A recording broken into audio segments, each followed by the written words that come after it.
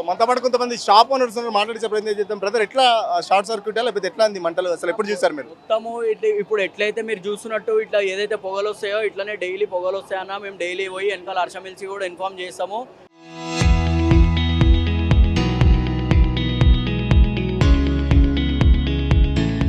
అన్న మీరు బయట ఏదైతే మీరు ఫ్యాన్ ఎగ్జిట్ ఫ్యాన్ ఉందో అది మంచి చేపియండి, చేపించి మా దాంట్లో లోపలికి పొగ వస్తుంది అంటే మేము ఇన్ని ఇయర్స్ నుంచి షాప్ రన్ చేస్తున్నాం, ఎప్పుడు కాలేంది. ఇప్పుడు ఈ ఇయర్లో ఏంటంటే ఇది సెకండ్ టైం అన్న.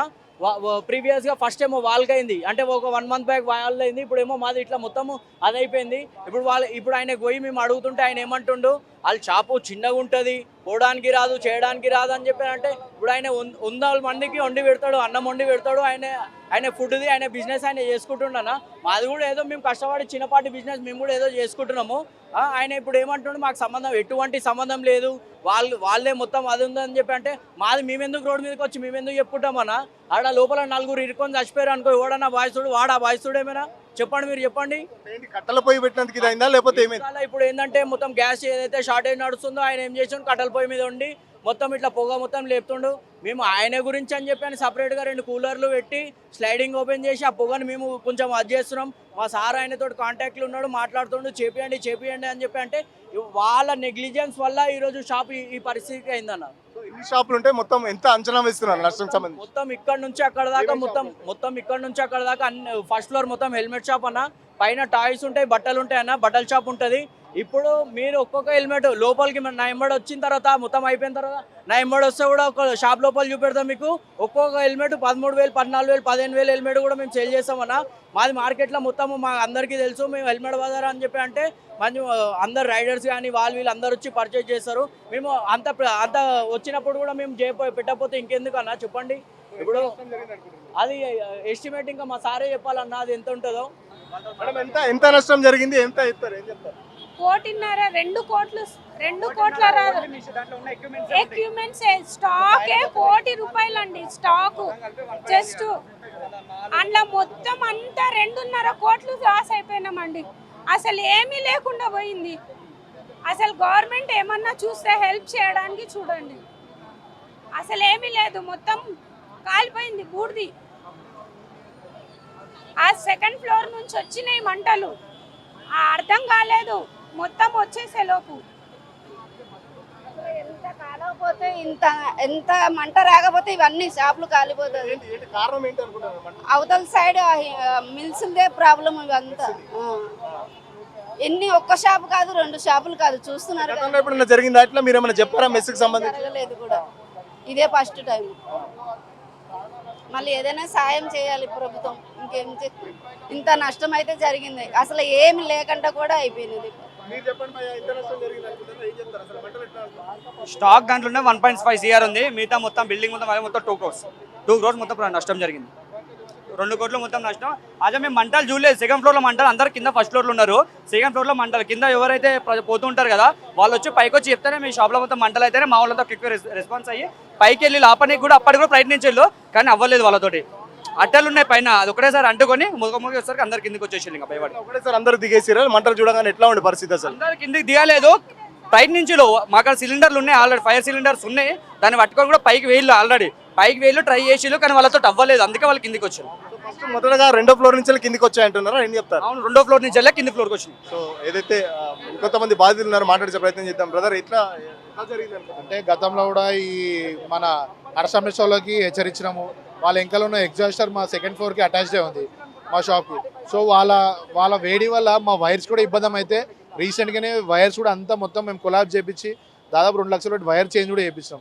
సో ఈ కరెంట్ అప్ అండ్ డౌన్ వల్ల వాళ్ళ వేడి వల్ల ఇవి అటాచ్ అయ్యి ఆ హర్షమిల్స్ అయితే స్మోక్ దాని వేడితోటి ఈరోజు అంటుకున్న అది అయిందని ఇన్సిడెంట్స్ వల్ల షాప్లో మా సిస్టరే ఉండే, తను చూసే లోపల 2nd ఫ్లోర్లో కార్నర్ నుంచి అంటుకున్నంత లోపల వాళ్ళ దగ్గర ఉన్న ఫైర్ సిప్ దాంతో ఆపడానికి ప్రయత్నం చేస్తే కూడా 8 మెంబర్స్ ఎంప్లాయీ ఉండే, తను ఓనర్ కమ్ ఎంప్లాయీ ఉండే. ఈరోజు ప్రాణ నష్టం కాకుండా ఈరోజు దేవుని దేవతో వాళ్ళు బయటపడడం అయితే జరిగింది. దాదాపు 500 రూపాయల హెల్మెట్ నుంచి 15,000 హెల్మెట్ దాకా ఈరోజు ఈ షాప్లో ఉండడం జరిగింది. సో ఆ హెల్మెట్ ఈరోజు మొత్తం అగ్గిపాలైపోయి చిన్నపిల్లల టాయ్స్, క్లోత్స్ కానీ ఇవన్నీ దాదాపు 2.5 CR ఆస్తి నష్టం జరుగుతుంది. గవర్నమెంట్ నుంచి ఒకటే కోరిక ఏంటంటే వాళ్ళని ఏదైనా ఆదుకుంటే ఈరోజు వాళ్ళు ఏదైనా ఇన్ని ఏళ్ళకి ఈరోజు కష్టపడినందుకు హెల్ప్ఫుల్గా ఉంటుంది. నేను రేవంత్ రెడ్డిని ఒకటే కోరుకుంటున్నాం, ఈరోజు వాళ్ళకి ఆస్తి నష్టం జరగకుండా వాళ్ళదైనా ఒక దారికి తీసుకొస్తే ప్రభుత్వాన్ని వేడుకుంటున్నాం. ఇక్కడ బాధితులంతా ఏడుస్తున్నారు. చాలా దారుణంగా ఉంది పరిస్థితి ఇక్కడ. ఎందుకంటే కోట్లు ఏదైతే స్టాక్ ఉంది దాంట్లో చాలా వరకు ఆస్తి నష్టం జరిగింది. ఏదైతే హర్ష మెస్ ఉందో, హర్ష మెస్సే గతంలో కూడా చెప్పాము, వాళ్ళ దగ్గర నుంచి వచ్చే ఎగ్జాస్టర్ ఫ్యాన్లు మా సెకండ్ ఫ్లోర్లోనే మొదటగా సెకండ్ ఫ్లోర్లో మంటలు అంటుకున్న తర్వాత వెంటనే మా సిబ్బందిని కూడా అప్రమత్తం చేసినాం. కనీసం ప్రాణాలన్నా కాపాడుకుందామని చెప్పేసి పోతే పోని ఆస్తి పోతే పోని అన్నట్టు అప్పుడు సిచ్యుయేషన్ ఉండే. సో 8 మంది సిబ్బందిని వెంటనే సెకండ్ ఫ్లోర్ నుంచి ఫస్ట్ ఫ్లోర్కి వచ్చి మళ్ళీ వెంటనే గ్రౌండ్ ఫ్లోర్ కూడా రావడం జరిగిందని చెప్పేసి చెప్తున్న పరిస్థితి. హెల్మెట్ షాపులు కూడా పెద్ద ఎత్తున హెల్మెట్ షాప్స్ ఉన్నాయో వాళ్ళు బాధ్యత చెప్తున్నట్టు ఒక్కొక్క హెల్మెట్ దాదాపు 15,000, 20,000 ఇట్లా పెద్ద రైడర్స్కి అమ్మే హెల్మెట్స్ కూడా ఉంటాయని చెప్పేసి కూడా చెప్తున్నారు. సో లక్షలలో కోట్లలో నష్టం జరిగిందని చెప్పేసి చెప్తున్నారు. సో ఏదైతే హర్ష మెస్కి గతంలో కూడా చెప్పాం చాలాసార్లు, హర్ష మెస్ చేయబట్టే ఇదంతా జరిగిందని చెప్పేసి కూడా బాధితులు అయితే చెప్తున్నారు. సో ఆఫీసర్లు చెప్పే వర్షన్ ఎట్లా ఉందో కొద్దిసేపట్లో తెలుస్తుంది. మరి ప్రమాదానికి సంబంధించి ఆఫీసర్లు అయితే ఇప్పటికే దానికి విచారణ అయితే చేస్తున్నారు. సో ప్రమాదం ఎక్కడ స్టార్ట్ అయింది, ఎక్కడి నుంచి ఎక్కడికి మంటలు వేగంగా స్ప్రెడ్ అయ్యని చెప్పేసి కూడా తెలుసుకునే ప్రయత్నం చేస్తున్నారు. సో బాధితులైతే ఏడుస్తున్న పరిస్థితి. ఎందుకంటే కోట్లల్లో నష్టం జరిగింది. వాళ్ళ ఆర్తనాదాలు ఇక్కడ అందరినీ కలిచివేస్తున్న పరిస్థితి. బట్టల షాప్ కానీ, టాయ్స్ షాప్ కానీ, లేకపోతే హెల్మెట్ షాపులు కానీ చాలా వరకు ఇక్కడే ఉన్నాయి. సో కొన్ని సంవత్సరాల నుంచి వెళ్ళి కష్టపడుతూ రూపాయి కూడబెట్టుకున్న షాపులు ఒక్కసారిగా మొత్తం కాలి బుడిదిపోవడంతో చాలా వరకు ఏడుస్తున్న పరిస్థితి.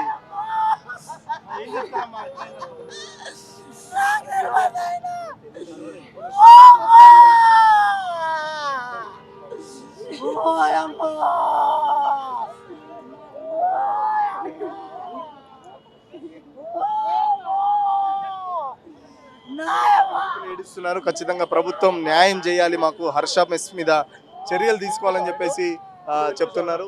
మనుషులు వెళ్ళలేనప్పుడు ఈ రోబో ఫైర్ ఇంజన్స్ చాలా యాక్టివ్గా పనిచేస్తాయి. ఏదైతే రోబో ఫైర్ ఇంజిన్ కూడా మన ఆపరేటర్ ఇక్కడ ఆపరేట్ చేస్తున్నాడు. సో లోపలికి వెళ్ళి ఈ ఏదైతే డిస్ప్లేలో చూసుకుంటూ రోబో ఫైర్ ఇంజిన్ కూడా ఆపరేట్ చేసే అవకాశం ఉంది. సో మనుషులు వెళ్ళలేని ప్లేస్కి రోబో వెళ్తుంది కాబట్టి ఫైర్ డిపార్ట్మెంట్ వాళ్ళు చాలా అత్యాధునిక పరికరాలు కూడా ఇక్కడ యూజ్ చేస్తున్నట్టు మనకు కనబడుతుంది. సో ఇక్కడ చూస్తున్నారు కదా, ఆపరేటర్ కూడా ఇక్కడ ఆపరేట్ చేస్తున్నాడు. సో చూసుకుంటూ దాంట్లో కెమెరాస్ కూడా ఉంటాయి. కెమెరాస్ కూడా లోపలికి వెళ్తున్న కొద్దీ ఎక్కడ ఎంత ఫైర్ ఉంది, ఎక్కడ ఎట్లా ఉంది అనేది కూడా తను డిస్ప్లేలో చూసుకుంటూ మొత్తం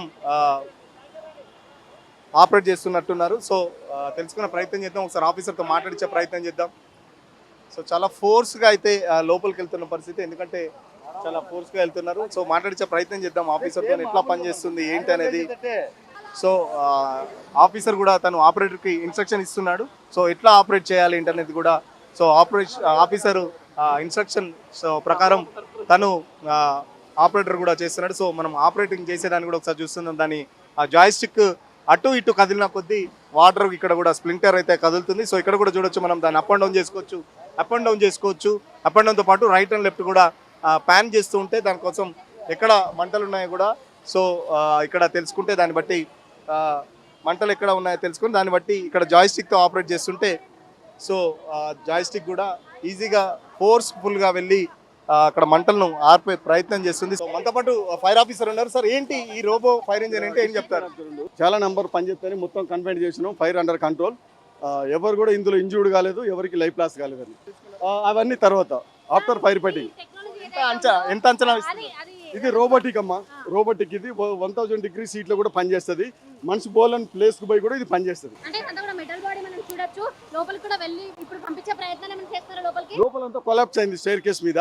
లోపలికి అది పోరాదు, దానికి యాక్సెస్ సరిగా ఉండాలి. యాక్సెస్ లేకుంటే పోరాదు. అది ఎంత హైట్ వరకు పనిచేస్తుంది? అది స్టెప్స్ మీద వెళ్తుంది. ఎంత హైట్? దాదాపు 500 మీటర్స్ డిస్టెన్స్ దాకా పోతుంది.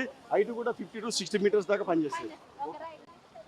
చూస్తున్నారు కదా, రోబో ఫైర్ ఇంజన్స్ కూడా వాడుతున్నారు. బట్ అసలు అది లోపలికి వెళ్ళడానికి కంప్లీట్ పైన స్టేర్ కేస్ అంతా డ్యామేజ్ అవ్వడంతో రోబో ఫైర్ ఇంజన్ అయితే లోపలికి వెళ్ళిన పరిస్థితి. సో అందుకే ఇక్కడి నుంచే మేము దాన్ని ఆపరేట్ చేస్తున్నామని చెప్పేసి కూడా చెప్తున్నారు. సో చూస్తున్నారు కదా, ఆపరేటర్ కూడా చూస్తున్నారు. సో ఎట్లా మూవ్ చేస్తుంటే అటు అది మూవ్ అవుతుంది. So right left. సో దానికి సంబంధించి 500 మీటర్స్ వరకు కూడా 500 మీటర్స్ ఎత్తు వరకు కూడా అది ఫైర్ అయితే చేస్తుందని చెప్పేసి కూడా ఫైర్ని ఆపడానికి కూడా ప్రయత్నం చేస్తుందని చెప్పేసి సో చెప్తున్నారు.